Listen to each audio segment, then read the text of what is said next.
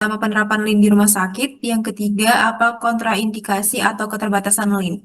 Ya, kita balik dulu ke awal tadi ya, Bapak Ibu. Terima kasih pertanyaannya, Dok. Kapan waktunya Lean digunakan? Itu jika masalahnya itu ada di profitability ya, Dokter.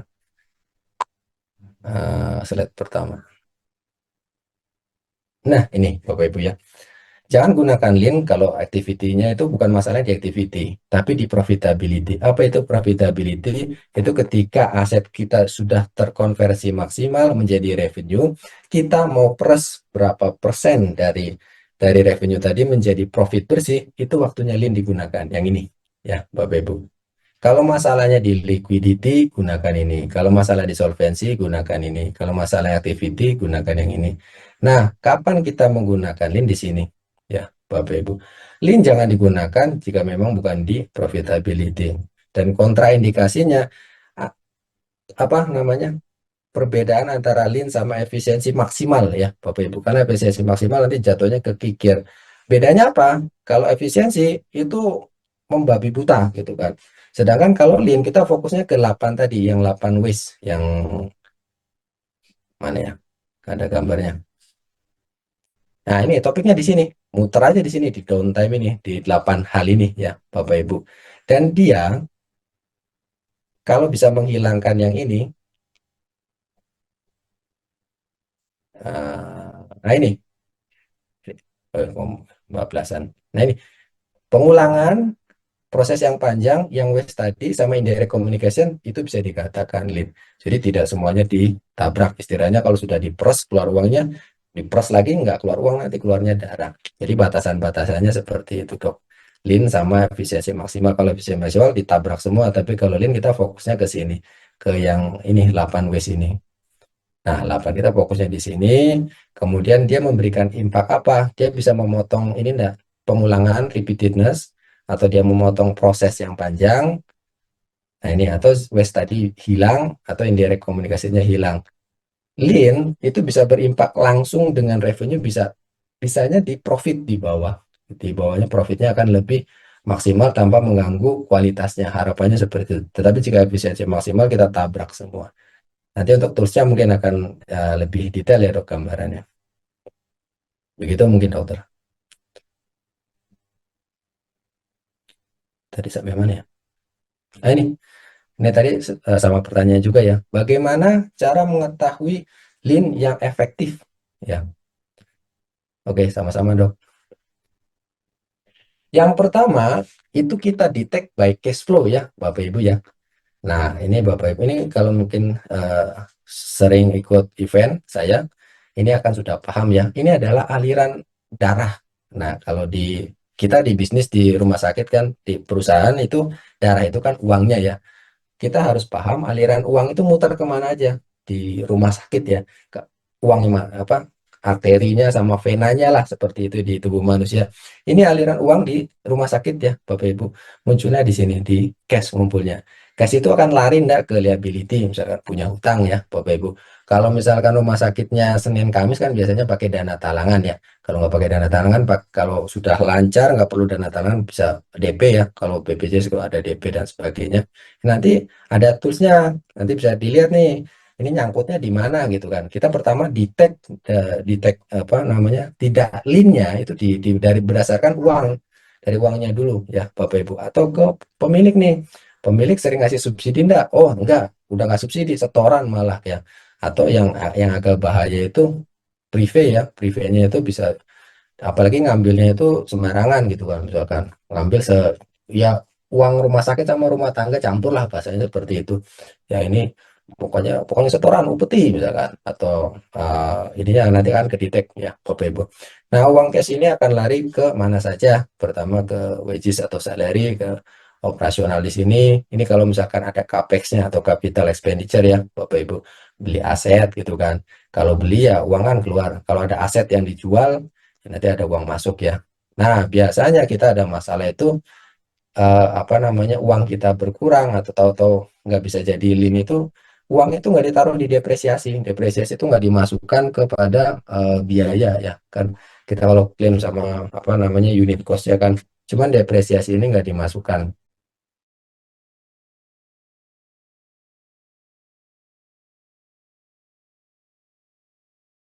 Ya, depresiasi nggak dimasukkan ya, Bapak Ibu. Nah, kita langsung praktek saja ya, Bapak Ibu. Ini adalah alirannya. Uang kemana saya ini pendapatan masuk, uang keluar. Kita langsung praktekkan, Bapak Ibu. Namanya Business Analytical Tools-nya adalah Hospital Cash Flow Analyzer. Nanti ada dua. Yang satunya adalah analisa alin rumah sakit. Nanti scoringnya berapa tempat Bapak Ibu dan ada waste-nya di titik mana. Kita mulai di sini dulu. Hospital Cash Flow Analyzer ya, Bapak Ibu. Untuk tim panitia, tolong dibantu untuk para peserta ya agar bisa login. Nanti buka adiwidya.co.id. Untuk tim tolong dibantu peserta agar bisa membuka. Nanti buka yang di sini, Bapak Ibu sekalian, dokter tools Izin dok, ya. untuk Aku, slide-nya belum berpindah. oh sorry sorry sorry sorry. Sebentar, saya bikin ini yang dynamic. Ini tolong diingatkan terus ya. Ini dia. Ini Bapak Ibu lebih bagus lagi ditambahkan secangkir kopi biar tidak terlalu ngantuk Bapak Ibu. Bismillahirrahmanirrahim. Tap adiwidya.co.id ya Bapak Ibu. Silakan dibuka. Santai saja kita tunggu. Silakan langsung dipraktekkan ya Bapak Ibu. Nanti buka yang ini, tools.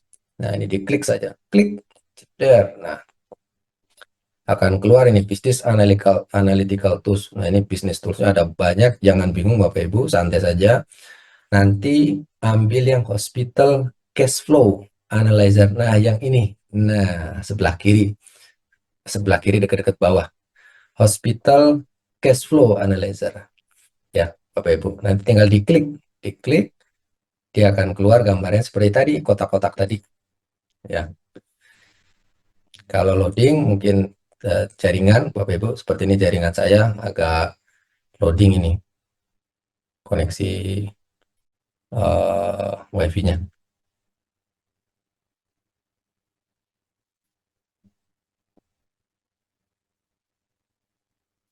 Sudah ada yang bisa buka?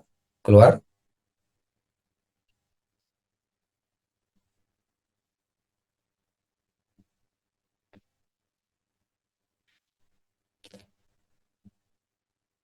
Ada Mas Arya? Untuk username dan password Bapak Ibu ada di grup, nanti bisa masuk melalui websitenya di Widya Bernas Winaya. Nanti kalau sudah keluar seperti ini Bapak Ibu bentukannya.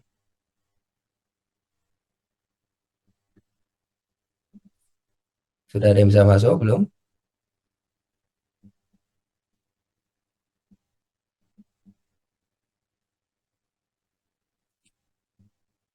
Sambil jalan ya Bapak Ibu ya.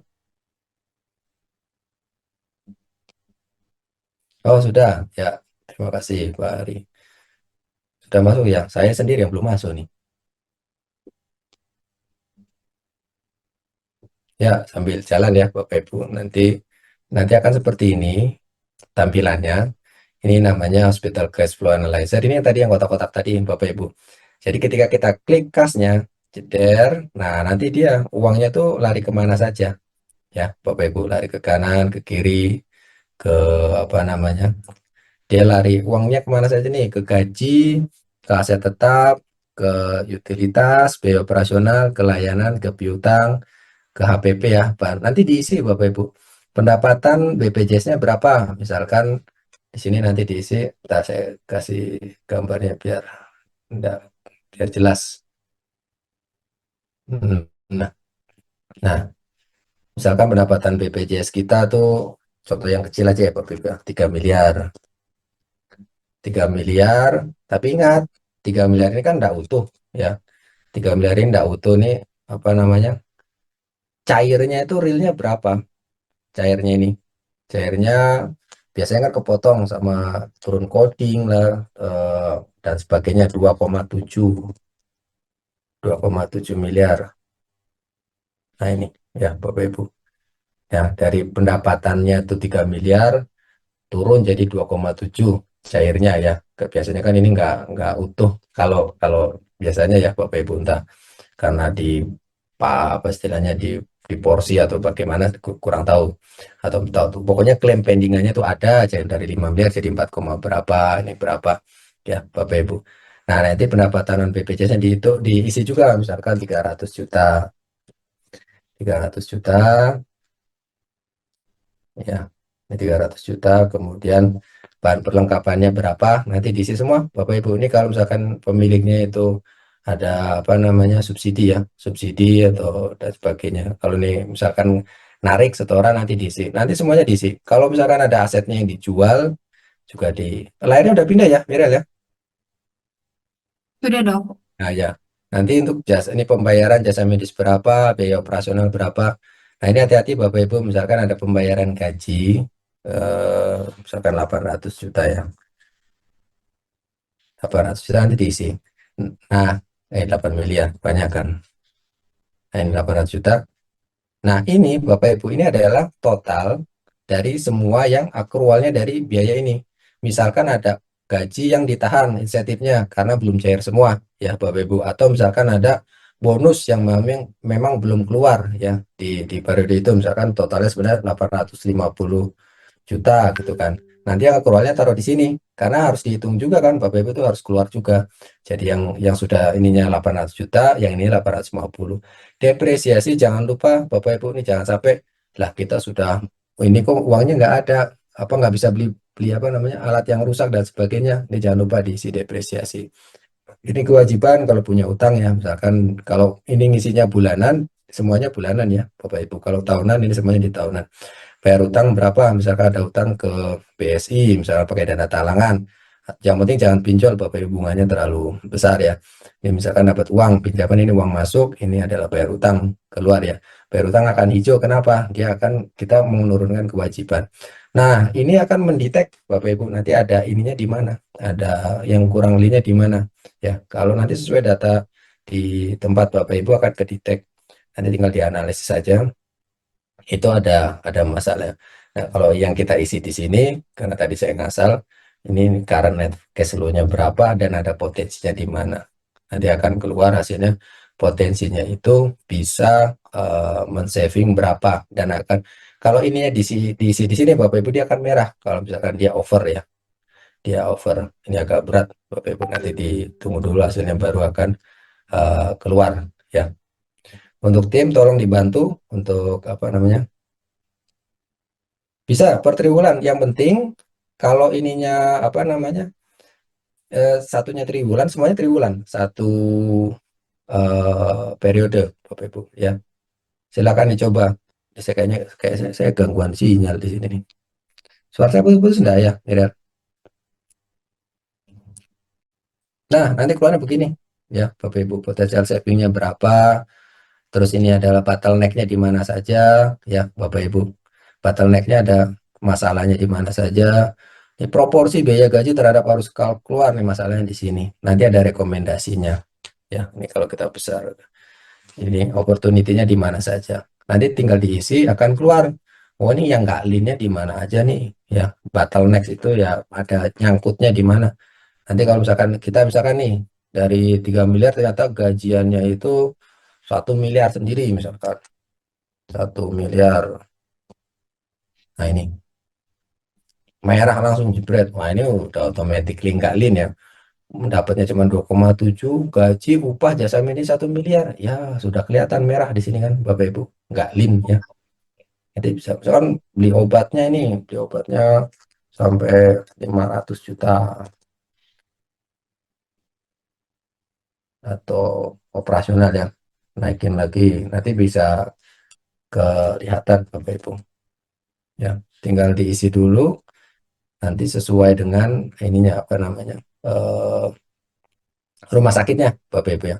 Ini yang pertama. Saldo awal dana akumulasi apakah juga diinput kalau bisa dari apa cut off ya, dari cut off-nya. Jadi kalau misalkan itu ada apa namanya? Ada uang hasil kinerja yang kemarin itu ya ini nanti comparingnya sama biaya yang kemarin ya. Jadi real misalkan. Nah, ini hati-hati cut off-nya ini harus seragam sama orang keuangan. Nanti jangan yang satu cut-off-nya di tanggal 25, yang satu cut-off-nya di tanggal 1 ya, diseragamin. Kadang kan gajian itu sukanya cut-off-nya kan ada yang di tanggal 25, ada yang di tanggal 30, diseragamin. Nanti apa potongannya nggak ketemu misalkan. Jadi divisinya diseragamin dulu. Dia mau cut-off-nya, soalnya apa? Jangan sampai mengaku hasil kinerja bulan kemarin dengan biaya yang sekarang. Nanti kita nggak bisa apa comparingnya itu nggak adil ya, Bapak Ibu, nggak sesuai ininya apa namanya ya kinerja bulan kemarin compare sama kemarin. Kalau makanya di sini ada penerimaan piutangnya ya, piutangnya dari di sininya, hati-hati cut off-nya, biasanya tabrakannya di cut off-nya nanti CSDM begini keuangan begitu, di apa, tempat lain misalnya sendiri-sendiri. Ini kalau bisa diseragamkan untuk cut off-nya ya, jangan sampai tadi sekali lagi jangan sampai performance yang kemarin kepotong berapa hari dengan biaya yang berapa hari ya, begitu nanti digunakan ya Bapak Ibu. Silakan sambil dicoba-coba untuk tim tolong dibantu ya. Izin bertanya boleh, dokter? Silakan. Ya, Ah, dokter izin, saya dokter ini dari Rumah Sakit Umum Daerah.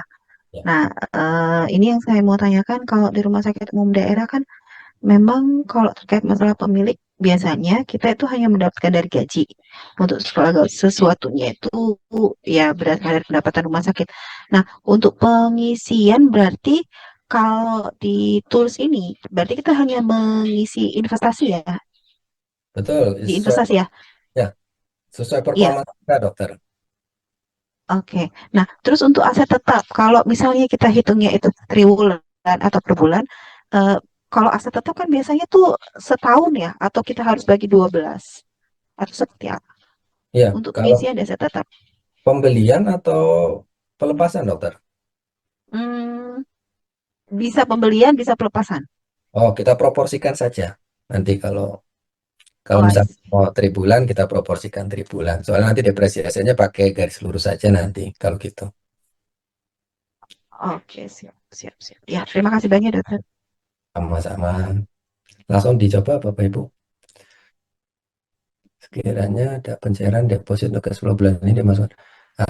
Untuk pencairan, kalau dia memang performance-nya di bulan sebelumnya, jangan dimasukkan ya, Bapak Ibu, karena dia pengakuan performance-nya kan dari bulan kapan gitu kan. Makanya kita hitungkan. Itu istilahnya ibarat mendapat durian runtuh ya, Bapak Ibu. Eh, Nanti nggak ada korelasinya langsung sama kinerja kita ya. Ibaratnya kan piutangnya BPJS itu nanti hubungannya nggak korelasi, pas bornya kecil kok ini ujuk-ujuk pendapatannya gede, ternyata itu durian runtuh akumulasi piutang dari bulan-bulan sebelumnya. Nah, kalau kita mau bicara real kinerja lin tidaknya itu kan performance di sebelumnya ya Bapak Ibu, jadi hasil pendapatan dari kinerja bulan sebelumnya. Kalau bisa tidak dimasukkan, kalau dimasukkan yang sesuai dengan bulan berjalannya, gitu mungkin. Itu sambil dicoba Bapak Ibu ya, hospital cash flow analyzer. Mas Arya, untuk yang malah di komputer saya nggak keluar ya. Nanti tolong dicek. Yang kedua, Bapak Ibu, ini yang utamanya ya, Bapak Ibu, namanya analisis lin rumah sakit. Ya, analisis rumah sakit kita buka tadi toolsnya di sini. Kemudian tools, singkatnya apakah yang diinput adalah hanya mutasi cash flow bulan yang ya betul sekali, Dokter Debbie. Kalau pakai bulanan ya, pakai bulanan yang bulanan. Kalau mau amannya tahunan ya, dokter. Tahunan nanti sudah apa namanya mutar semua kan. Nah itu amannya seperti itu tahunan. Untuk analisa yang lean, ya sama-sama. Untuk analisa lean nanti ambil yang di sini. Analisa lean mana? Oh ini nih Bapak Ibu ya, yang tengah. Analisa lean rumah sakit. Nah nanti keluarnya seperti ini Bapak Ibu. Ya sudah sudah pindah belum layarnya, Meryl? Sudah dong. Ah, sudah ya. Yang pertama, Bapak Ibu, ini mitra BPJS Kesehatan atau tidak rumah sakitnya. Kalau mitra diklik sampai warna hijau. Yang kedua, OPEX-nya berapa ya Bapak Ibu? Kalau bulanan-bulanan, kalau tahunan-tahunan, ya. OPEX operational expenses-nya berapa? Jadi memang yang buat OPEX saja, yang CAPEX-nya jangan dimasukkan ya Bapak Ibu. Operasional OPEX-nya dari HPP sampai gaji, sampai utility, sampai maintenance, dan sebagainya ya. Jasa pelayanan OPEX-nya berapa, diisi. Nah, kemudian yang data yang kita minta masukkan ke sini. Waktu tunggu UGD pintu ke dokter ya Bapak Ibu ya. Jangan ke perawat. Kalau perawat kan mungkin ya setengah detik itu langsung kan. Dari waktu pintu UGD ke dokternya. Jadi dokternya sampai apa namanya, tanya lah sampai pegang ya. Ingat sekali ke dokter, jangan ke, kalau perawat kan apa langsung ya, tidak ada 1 menit itu kan. Ke dokternya berapa? Misalkan 5 menit atau 10 menit nanti diisi Bapak Ibu ya, 10 menit lah atau 5 menit ya, nanti tinggal diisi. Ini saja 5 menit. Nah, lama rata-rata rawat inap, lossnya Bapak Ibu. Ini kalau misalkan nanti ada stafnya bingung, tinggal ini ada tanda serunya. Nah, ini apa sih? Nah, keluar nih ya Bapak Ibu. Ini sekali lagi dengan dokternya ya. Kalau perawat kan langsung. Nah, kemudian tingkat perputaran BTO berapa kali per hari ya Bapak Ibu. Misalkan 1 atau 1, kemudian waktu pemulangan pasien, waktu dari DPJP itu, keputusan DPJP pulang sampai secara fisik ya. Jangan dokumen yang sudah atau obatnya yang sudah, tapi pasiennya itu sampai keluar inilah rumah sakit gerbang ya Bapak Ibu. Ini bisa pakai survei, bisa pakai SIM RS, bisa pakai pantengin ancak eh, berapa dari dikatakan oh ya Bu boleh pulang. Kadang nih yang nggak ketemu adalah eh, dokternya mungkin belum belum koordinasi sama tim perawat dan sebagainya gitu kan, ujuk-ujuk oke boleh pulang. Nah, kan gedak-geduk gitu kan, gedebak-gedebuk nanti temennya apa timnya kan. Mungkin bagusnya nanti koordinasi dulu kan, ini udah boleh pulang kenapa kan, apa ada kerjaan-kerjaan ya, apoteknya ngerekap gitu kan, keuangannya ngerekap, perawatnya ngerekap gitu kan. Nanti berapa jam untuk waktu tunggu pulangnya ya, misalkan 1 jam, di sini hitung saja 1 jam atau setengah jam ya Bapak Ibu. Yang kedua itu pemanfaatan sumber daya, tingkat utilisasi ruang operasinya pakai berapa persen, punya 4 empatnya kepakai sesuai apa namanya target jamnya, atau 50% atau 100%, tinggal diisi Bapak Ibu. Sekali lagi kalau misalkan nyari deskripsinya ada di sini. Nah, ya di sini. Waktu henti peralatan medis. Nah, ini apa? Ini adalah ada alat yang memang tidak digunakan ya, karena rusak, karena pemeliharaan, karena macam-macam ya. Berapa persen waktu henti alat. Jadi memang alatnya sering trouble misalkan atau sering maintenance, itu akan mengganggu lin. Kenapa? Nyangkut kemana-mana kan Bapak Ibu. Respon time nyangkut. Gara-gara apa? Gara-gara atemnya defect misalkan, atau nggak ada atem ya, nggak linnya kemana-mana, jadi nunggu waktu operasinya mundur, ini nunggu lossnya panjang, apa klemannya habis gara-gara masalah kemampuan atem misalkan, atau memang gara-gara alatnya memang sudah umur ekonomisnya itu habis, dipaksakan, contohnya seperti itu, bukannya malah efisiensi hemat, malah nggak lean gitu kan. Kenapa? Ya tadi, kalau misalkan efisiensi membabi buta, kita fokusnya cuma satu titik ya. Nah, yang penting alatnya dipakai sampai kapan, serusaknya lah, sebobrok-bobroknya, nggak memikirkan bahwa efek sampingnya kan panjang tuh. Gara-gara alat rusak harus manggil dulu, nggak bisa dipakai, gara-gara nggak bisa dipakai jadi harus nunggu operasinya, gara-gara nggak bisa nunggu lossnya jadi panjang gitu kan, gara-gara lossnya panjang klaimnya jadi kurang, gara-gara klaimnya kurang duitnya kurang. Jadi nggak linya gara-gara masalah hal sepele, gara-gara mengharapkan kita coba efisiensi di satu titik tanpa melihat defect atau efeknya dari yang lain-lain ya. Ini rasio staf per medis sudah biasa ya Bapak Ibu, berapa staf per pasien. Ini kualitas keselamatan pasien, tingkat INOS, ini orang PPI Hatam, kesalahan pemberian obat, ini orang mutu Hatam, orang PMKP ya Bapak Ibu. Skor kepuasan pasien ini minta ke marketing. Ini rantai pemasok, perputaran inventaris farmasi berapa kali per tahun ya, Bapak Ibu tanya apoteker atau tanya orang farmasi. Kemudian presentasi stok kadaluarsa ya, Bapak Ibu. Ini apa? Ini adalah yang kadaluarsa sebelum digunakan yang tadi kita sampaikan, itu salah satunya yang tadi slow moving di rutin, belikan rutin. Kalau ini yang apa, uang hilang lah, kadaluarsa dipakai dibakar, dihilangkan dan sebagainya ya. Ini berapa persen, kalau tidak ada ditulis 0, kalau ada ditulis misalnya berapa persen. Nanti tinggal diklik jalankan analisis. Dijalankan analisis, nanti akan keluar hasil scoring dari link tempat Bapak Ibu berapa. Maaf.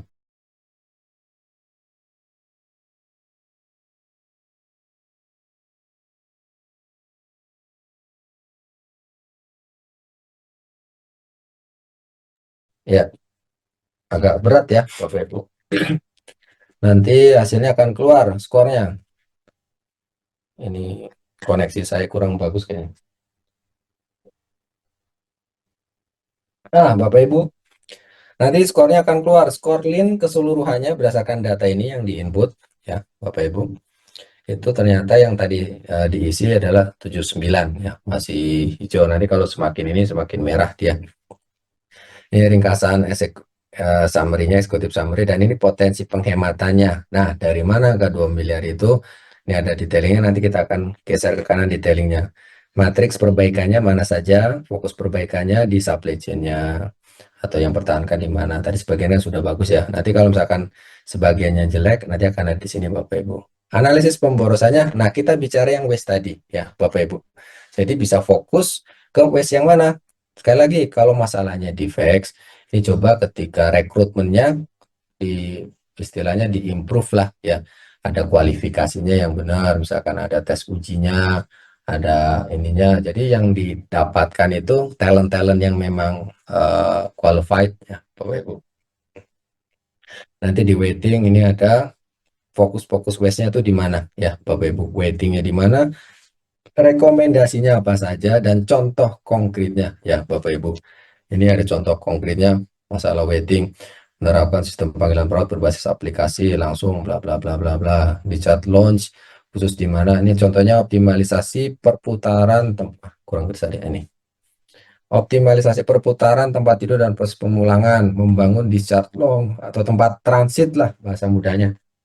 Ya, biar apa? Biar itu bednya nggak ketahan gitu. Jadi yang di IGD itu harusnya udah bisa masuk, ini nggak bisa masuk gara-gara pasiennya belum pulang-pulang gitu kan. Itu nggak lean gitu kan. Ini kenapa IGD udah numpuk ya, harus bisa masuk masuk. Kalau waktu tunggunya itu sebentar, kalau waktu pemulangannya itu lama, sayang gitu kan, sudah berapa jam.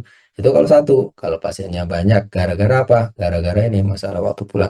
Bikin tempat transit pulang lah, mungkin bahasa mudanya seperti ya, discharge lounge itu adalah transit pulang. Biar apa? Itu bed bisa dibersihkan, bisa dipakai lagi buat pasien selanjutnya agar clean. Nah, itu salah satu pendekatan dari transit pulang ya, bahasa bahasa ini ya Bapak Ibu ya, transit pulang. Biar apa? Biar rawat inapnya kosong gitu aja. Apalagi kalau misalkan ISO misalkan atau ICU atau tempat lain yang memang kritis ya Bapak Ibu, biar bisa bisa pulang. Dia udah boleh pulang, cuman gara-gara nggak keluar-keluar nyangkut di situ, itu yang menyebabkan tidak linknya kita. Ini motion contohnya ya Bapak Ibu, dan ini extra processing contohnya, ini defects tadi, ini sampai non utilized asset. Jadi ada waste-nya di mana. Nah, kapan di push, kapan di full. Nah, berdasarkan ini ya Bapak Ibu. Oke. Berdasarkan nanti si siapa namanya, si waste-nya ini ya. Kalau misalkan kita gunakan metode push, ditaruh di defects ya, masalahnya Bapak Ibu, ditaruh di push itu apa namanya? Kita berdasarkan si contohnya si demand tadi. Kalau kita bisa menggunakan push di tempat-tempat waste-nya ini, si defect sama non utilized asset contohnya, itu kita lihat dari kita apa namanya? Kita coba diterapkan. Kalau memang tidak berubah signifikan, itu ya lebih baik kita gunakan metode yang lebih di awalnya saja, sebelum sebelum kita lakukan perubahan di push-nya itu. Karena kalau misalkan kita gunakan dan kemudian dia itu malah menyebabkan waste yang baru, misalkan ini kan tadinya di sini overproduction-nya itu tidak ada masalah ya. Kita gunakan nanti nyambungnya ke sini itu sebaiknya tidak apa namanya tidak diganggu gugat lah Bapak Ibu.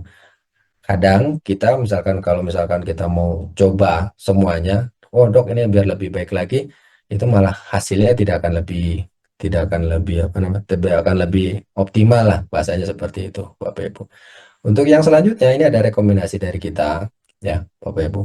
Jadi ini contoh aksi konkretnya, kemudian ini adalah langkah implementasinya.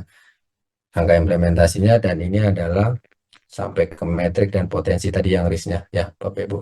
Bapak Ibu kalau mau menerapkan push sama pull, lihat di sininya di potensi resikonya. Contohnya nih kita mau langsung push jeder, resistensi dari staf gudang terhadap perubahan prosedur yang ada. Sedangkan kita belum punya cadangannya, kita belum punya backupnya, dan dia selama ini yang memegang, misalkan orang lama atau orang penting lah dalam tandanya. Ini harus di-preparekan dulu, ya. Jadi nggak bisa pakai metode yang straight ya, Bapak Ibu. Selalu lihat potensi resikonya. Yang ini yang kedua, ini juga ada potensi resikonya. Ini contohnya masalah yang ini peningkatan rasio staf medis. Ini apa namanya penurunan kualitas pelayanan jika delegasi tugas tidak dilakukan dengan pelatihan yang memadai. Berarti kan fungsinya harus dilakukan pelatihan dulu sampai kepada di bawah sini. Ini ada contoh aksi konkretnya. Ada yang mau mencoba Bapak Ibu? Silakan langsung dipraktekkan.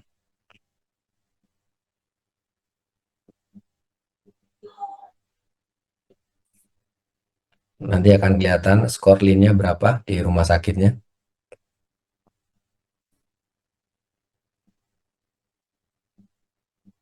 Silakan Bapak Ibu, ada yang mau mencoba share screen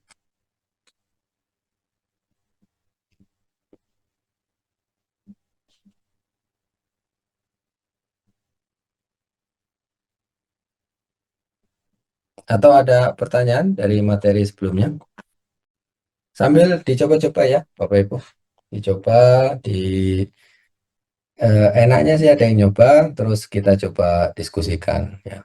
Ini kita gunakan LLM AI yang sudah kita taming Bapak Ibu ya. Artinya apa? AI itu kalau misalkan kita tidak taming, kita kasih batasan-batasan, liar dia ke sana, ke kiri, ke kanan, ke depan gitu kan. Oh, semaunya aja. Kita taming, kita fokuskan untuk apa namanya solusi ini untuk problem-problem yang masalah lean. Jadi beberapa empirical kita masukkan juga ke dalamnya. Kita apa masukkan. Nggak bisa semua AI yang terlalu tidak kita taming, kita tidak batasi, dia akan kemana-mana lah liarnya ke sana sini. Ada yang mau coba Bapak Ibu?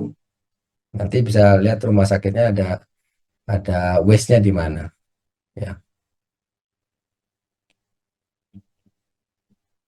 Nanti tinggal diisi saja. Belum ada? Ya, ada. Waktu henti peralatan medis dihitung dengan persentase peroleh dari mandok. Nah, ini. Waktu henti peralatan medis. Kita waktu henti. Nah, ini ya, Bapak Ibu ya. Persentase waktu peralatan medis penting, misalkan MRI, CT scanner tidak tersedia karena kerusakan atau pemeliharaan downtime rendah, memastikan ini pakai jam layanan saja ya Bapak Ibu. Misalkan dia harusnya itu sehari itu 24 jam gitu kan protes apa namanya bukan proses berfungsi kalau kalau sepakai hari misalkan pakai hari 30 hari berfungsi 1 harian nggak kepake dibagi itu Bapak Ibu kalau memang dia fungsinya apa 7 hari seminggu 30 hari sebulan gitu dia pakai hari kapan nggak berfungsinya kalau dia sudah lebih detailing lagi misalkan operasinya itu pakai berapa jam itu pakai proporsi waktu jam si alatnya ya Bapak Ibu dia sesuai dengan si ininya bisa pakai hari selama denominatornya nanti disamakan saja untuk numeratornya adalah dia porsi yang tidak berfungsinya misalnya pakai jam kalau mau detailing per jam kerja atau per jam fungsinya si alat itu bisa pakai harinya hari kerjanya bisa pakai itu denominatornya pakai hari ataupun pakai si jam kerjanya ada beberapa rumah saya dia makanya pakai model jam jam kerjanya ya seperti jamnya manusia ini jam kerjanya si alat tersebut kalau dia 24 jam ya kita pakai hari saja Bapak Ibu 31 hari atau 30 hari buat denominatornya, nanti numeratornya hari yang memang ini apa namanya mangkrak, bukan mangkrak ya, hari yang nggak kepakainya ya, denominator numeratornya adalah itu, nanti ketemu berapa persennya. Yang penting denominatornya ini dengan apa namanya, eh, dengan porsi bulannya itu misalnya 30, 31 ataupun 29 kalau pakai hari ya Bapak Ibu. Kalau mau diratakan pakai jam misalkan Senin Selasa Rabu Kamis Jumat ya 7 ya, dari 7 itu, tetapi si ininya si apa namanya, si yang lain periodenya harus disamakan ya. Kalau dia per bulan, kalau dia per minggu. Oke. Kadang ada masalah lainnya ya gara-gara di situ tadi ya, waktu henti henti apa namanya peralatannya, gara-gara sepele ya akhirnya mundur-mundur ke impak kemana-mana ya, sama-sama Pak. Ada yang mau coba Bapak Ibu silakan, nanti bisa langsung di apa, eh, praktekkan ya Bapak Ibu. Ini nanti insya Allah kelihatan berapa skornya, berapa nilai skor yang memadai, tergantung target EBITDA-nya mungkin ya dokter ya. Nanti kan berapa nih, kayak ini kan misalkan bisa menghemat 6,7% ya dari anggaran bulanannya gitu. Ini kan hitungannya tahunan. Jadi kalau memang mau target EBITDA-nya biasa aja ya, sebenarnya kan skor ini bagus atau jelek tergantung target EBITDA-nya mungkin dokter. Target laba bersihnya berapa. Kalau mau ekstrim gitu kan, ya kita targetin, tergantung itu sih. Cuman setiap kebijakan, eh, target EBITDA selalu ada efek sampingnya ya. Ya efek sampingnya pertama memperkaya pemilik ya, tentu saja bagus buat pemilik. Tetapi ya rumah sakitnya, mungkin kalau terlalu ekstrim itu ya apa ya namanya ya, ya dia sehat tapi kurus lah gitu bahasanya seperti itu. Jadi tergantung lagi sesuai dengan target, apa laba bersihnya. Karena kan fokus kita lean itu tadi di profitability ya Bapak Ibu. Revenue sudah ada, kita mau generate. Kalau profitnya digedein kan otomatis kan OPEX-nya ada yang kecil kan Bapak Ibu. Tinggal dipilih nih mau yang kecil di mana. Taruh yang kecil di HPP, digaji atau di operasional, atau di mana nih. Kalau maintenance utilisasi kan kecil kan Bapak Ibu, mungkin 2%, 3%, 5% lah. Paling ke IMPA kan HPP gitu, HPP, gaji sama operasional. Operasional kan biasanya 10%-an atau kurang, HPP bisa gede, gaji, jasa medis dan lain-lain ya. Efeknya ke sana ya, tergantung dari target EBITDA cuman ya tadi, boleh enggak EBITDA-nya gede? Ya itu hak, boleh saja, itu hak prerogatifnya. Cuman selalu ada efek samping, EBITDA-nya matang gitu kan 40%, yang akan keimpak yang lain gitu. Tapi boleh nggak? Boleh saja, nggak ada masalah gitu. Nggak ada yang melarang mau kapitalis banget gitu misalkan. Ya pokoknya profit segede-gedenya itu boleh, atau ya, eh, itu bebas saja sesuai haknya si pemilik. Cuma selalu ada efek samping. Jadi tidak ada, standar, linear dokter, tergantung mau mau dapetin profit berapa lah, ngehemat berapa gitu. Saya coba dengan data perkiraan 60 skor bisa hemat. Wah bagus itu dok. Itu apa, ketika kalau bersyukur ya alhamdulillah teman.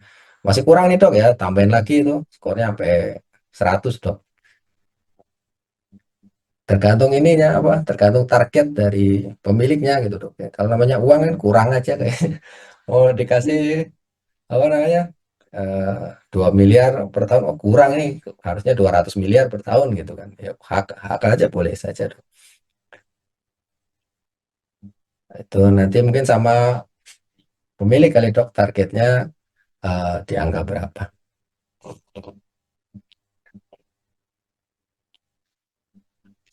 Eh, ada lagi kalau nggak ada, kita lanjut materi dulu. Nah Bapak Ibu, ketika tadi yang di sini kan ada rekomendasinya ya Bapak Ibu ya, implementasi ya.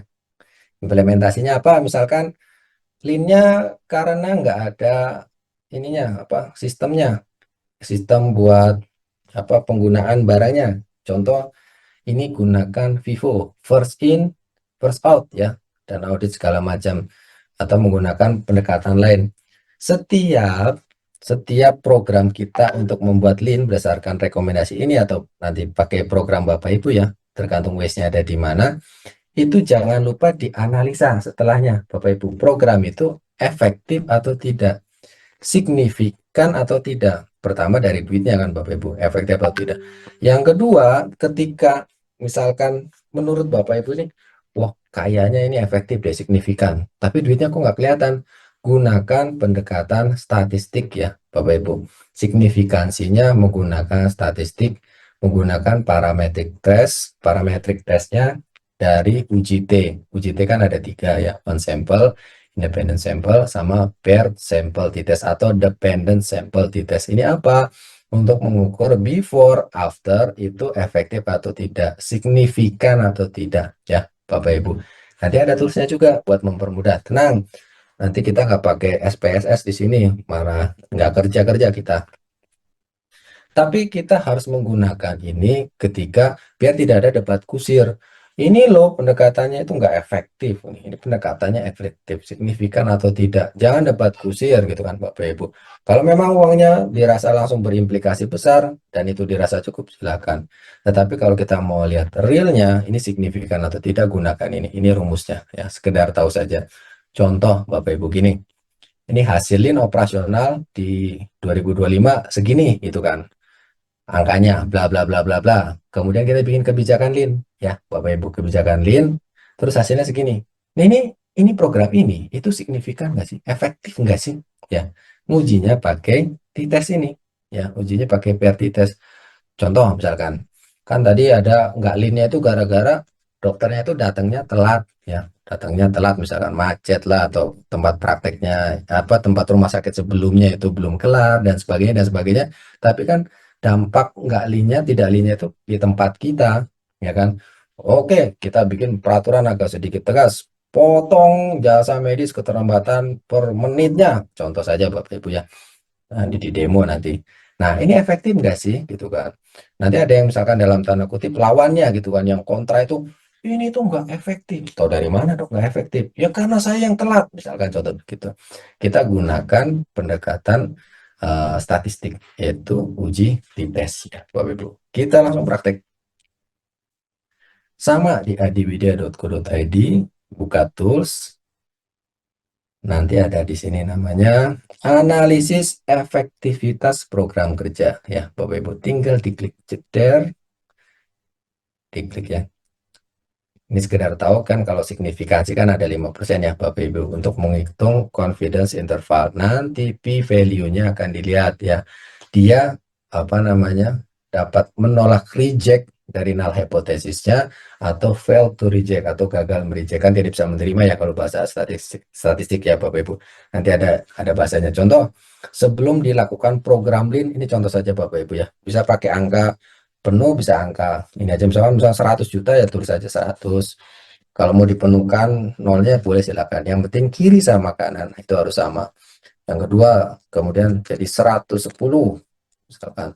Ini before-nya misalkan angkanya. Ini contoh saja Bapak Ibu. Nanti bisa angka rupiah, yang penting dia angka numerik ya Bapak Ibu. Jadi kuantitatif, numerical, either discrete atau continuous. Discrete itu angka 1 2 3 4 5 6 7 8 9 10. Kalau continuous itu fraksi, fragmental, persen per mil. Yang penting dia bisa diproses pakai fungsi aljabar ya. Kalau kategorikal agak sulit, sedikit sulit Bapak Ibu, kita pakai metode kuantitatif saja, numerical. Nah, misalkan 80. Nah, ini kan datanya 4. Yang kiri harus sama yang kanan. Setelah pakai program Lean-nya, misalnya tadi pakai pivot atau potong kalau datang telat itu, apa namanya tadi, telat ya jam praktek, misalkan jadi 90, kemudian jadi 120, kemudian jadi 70. Yang penting karena sama kiri 4 ya. Bapak Ibu, ini 4, ini masih 3, belum cocok. Jadi kalau nggak bisa, kalau kanan kiri tidak sama, dia tidak bisa diproses ya Bapak Ibu.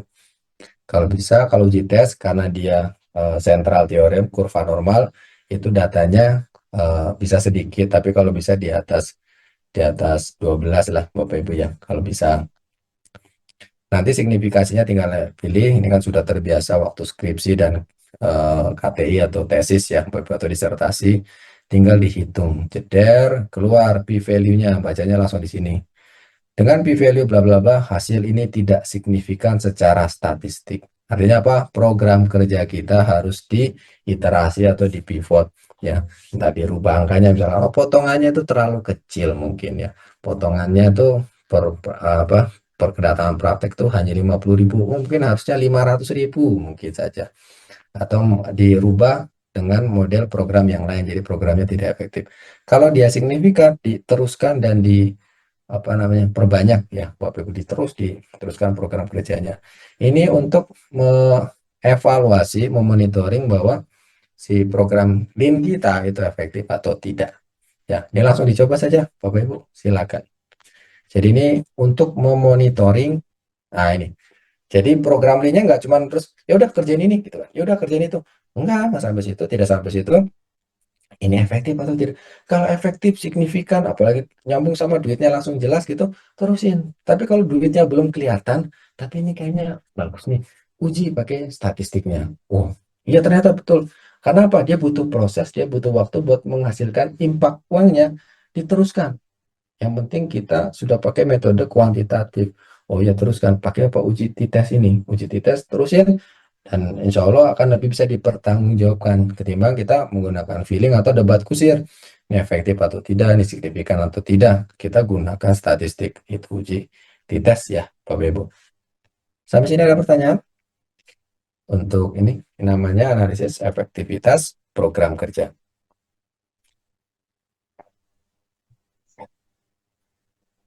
Izin dok, Silakan dokter. analisis efektivitas program kerja ini kan berarti bisa kita gunakan contohnya data survei kepuasan pasien ya dok ya. Sebelum kita menerapkan dengan pola yang sebelumnya dan setelah kita menggunakan pola yang baru. Dan data-data itu yang kita masukkan boleh ya dok ya. Betul Kemudian kita sekali. hitung interpretasinya. Betul. Betul dok. Bisa. Selain itu dok, dengan adanya perubahan kebijakan yang kita gunakan setelah kita analisa, berarti kita data keuangan pun bisa kita masukkan di data sebelum program dan setelah program dok. Betul. Selama dia datanya numerical, bisa uang, bisa persentase, bisa tadi kalau mau pakai kepuasannya. Tapi kalau kepuasan pakai kategorikal kan biasanya kan baik, sedang, ataupun buruk. Mungkin pakai persentase nanti survei. Persentase Ya, betul dok. betul, pakai persentase. Itu persentase kuantitatif juga di bagian continuous, itu sangat sangat bisa sekali dokter. Iya dok, terima kasih dok. Sama-sama. Jadi memang kita mendorong untuk mencoba sekuantitatif mungkin. Memang di sini di Adiwidya dan pendekatannya tadi statistik sama financial business ya Bapak Ibu, itu adalah keterbatasan kita. Memang kita fokuskan. Jadi kalau kualitatif mungkin kita kurang berfokus di sana, kita di kuantitatifnya, dan kemudian kita fokus dari sudut pandang bisnis ya. Kadang waktu itu ada pertanyaan bahwa dok, untuk financial performance kita nggak pakai itu, kita pakai sudah tujuannya akhirat. Saya nggak bisa jawab tuh kayak gitu tuh, sudah nggak bisa, karena returnnya sudah beda, hitungan returnnya kan. Kadang kita ngitung ROI-nya, return on interval, tapi kalau ROA-nya bukan return on asset, return on akhirat, nggak nyampe ilmunya, itu tidak ada jawabannya memang. Nah ini keterbatasan event-event kita. Jadi memang pure bisnis dari MBA sama di BA dasar kita coba masukkan ke healthcare, tetapi kita batasi juga di kuantitatif dengan pendekatan statistikal. Jadi harapannya objektivitas itu bisa lebih dipertanggungjawabkan seperti itu. Ada lagi mungkin Bapak Ibu?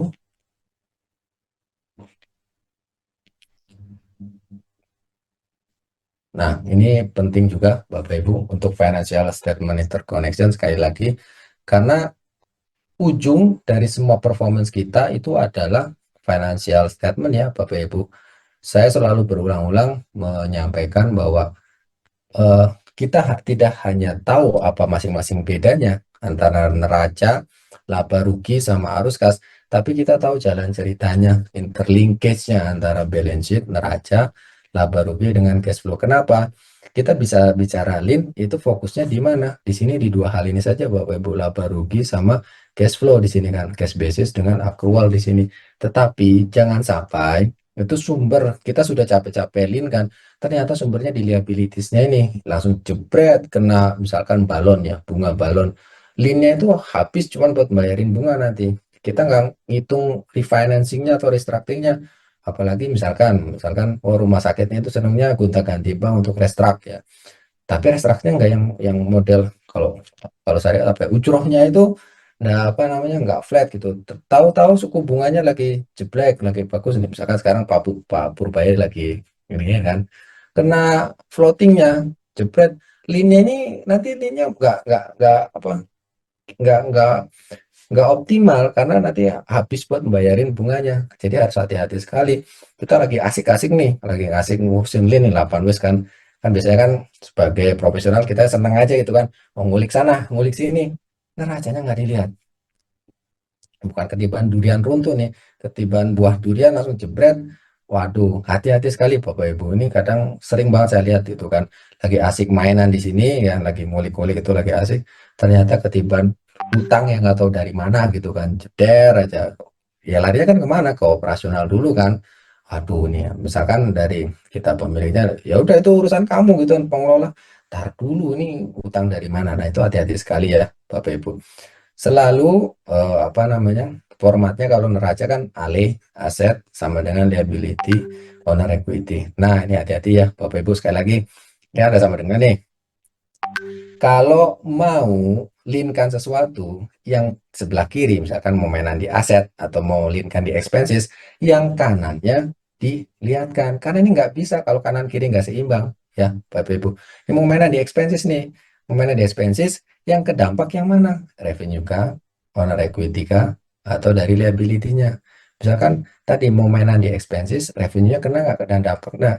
Atau mainannya malah utangnya tambah panjang. Contoh, oh biar Lin kita tunda dulu utang-utangnya. Oh sekarang enak gitu kan, napas gitu kan.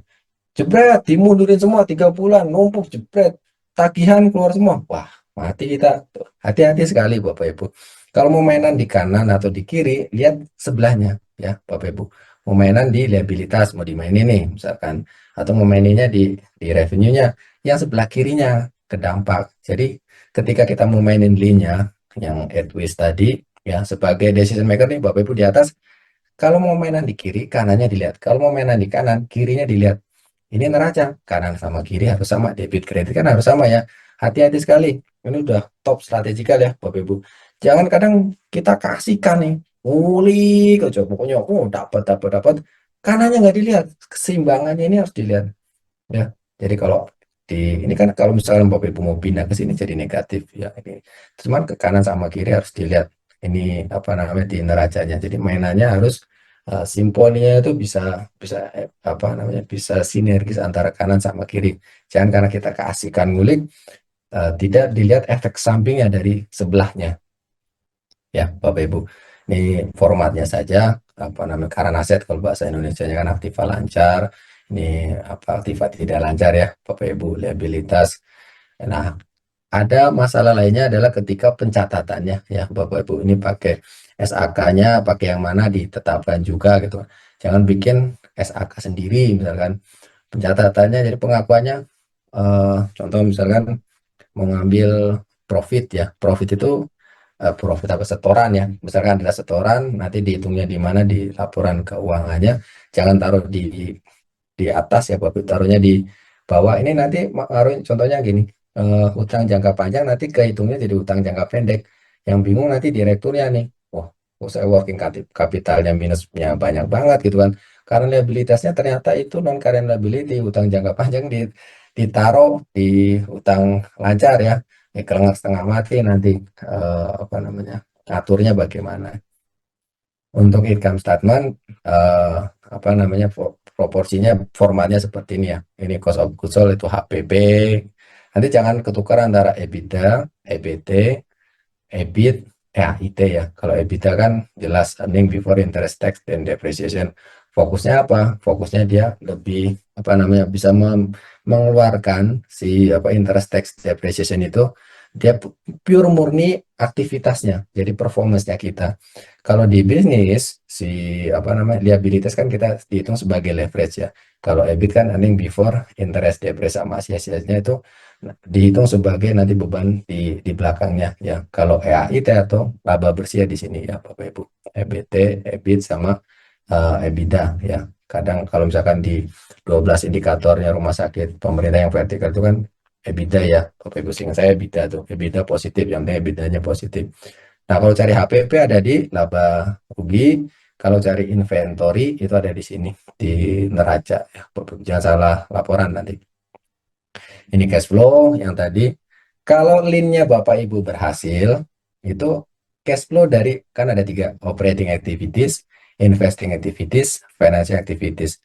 Kalau misalkan program linknya Bapak Ibu berhasil, nanti di sini lihat monitoringnya dari operating activities cash flow-nya itu akan bertambah ya Bapak Ibu, akan bertambah kalau program linknya berhasil. Ini nanti net cash flow-nya akan masuk ke laba rugi tadi sebagai profit ya. Jadi tidak semua profit itu bagus ya Bapak Ibu. Profit itu tergantung pengakuannya. Kalau profit accrual seperti Garuda itu kan mau profitnya gede, tapi profit kapan, diakuinya kapan. Itu bukan profit yang bagus. Jadi ketika laporan laba rugi baca, Pak Direkturnya ini lihat angka itu udah pusing gitu kan. Langsung udahlah bawahnya berapa, ntar dulu gitu kan. Bawahnya profit dong. Oh ya, tapi profitnya profit bagus apa profit jelek ya. Kalau misalkan caranya ngeceknya di mana? Di sini cash flow di operating activities ini sebagai apa namanya denominatornya ya, numeratornya tadi profitnya.